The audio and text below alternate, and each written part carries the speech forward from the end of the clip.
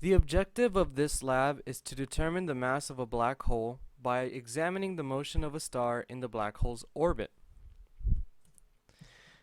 Using VPython as a representative computational model for this situation, we can take some known conditions and implement them in the fundamental principle in order to calculate the black hole's mass.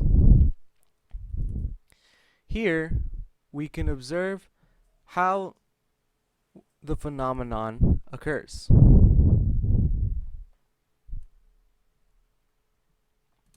In this situation, we are given the mass of the star, the position of the black hole, and the time step between each change in the star's position, which can be found in a .csv file provided in the lab. These multiple positions allow us to describe the star's motion, which is critical in determining the mass of the black hole.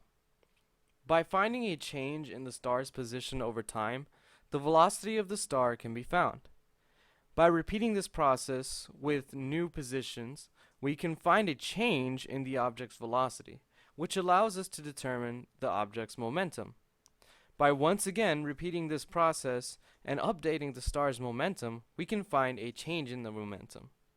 It is in this step that we can determine the net force on the star, using Newton's fundamental principle, which states that the net force on an object is equal to the change in the object's momentum over its change in time, or the derivative of the object's momentum.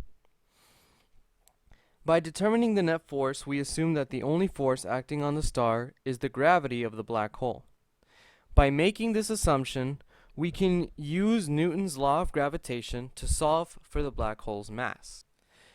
Given that this process requires multiple steps to ensure accuracy, we use VPython to iteratively find the net force and solve for the black hole's mass.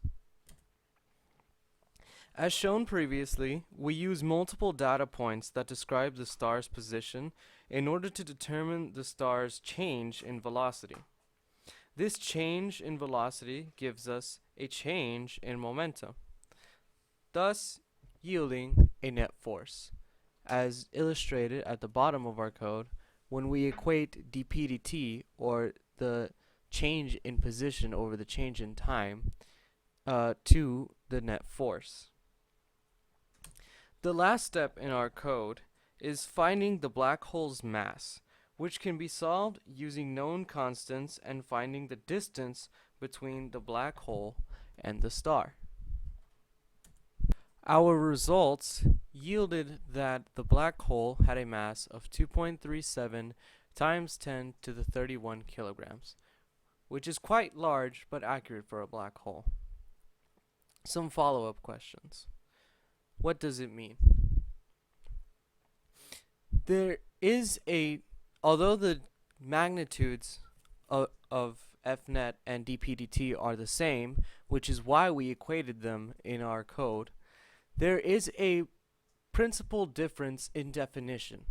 The difference between Fnet and dpdt is that Fnet describes the total pushes and pulls that cause the motion of the object, whereas dpdt describes the effect of Fnet on the system, or how the object moves after the Fnet has affected the object. If the black hole had been replaced, yet the motion of the star would remain the same, then there would be no difference in the calculations that were ran in our code, and the mass of the black hole could still be found. Thank you for your time. Alright, I'm done with this.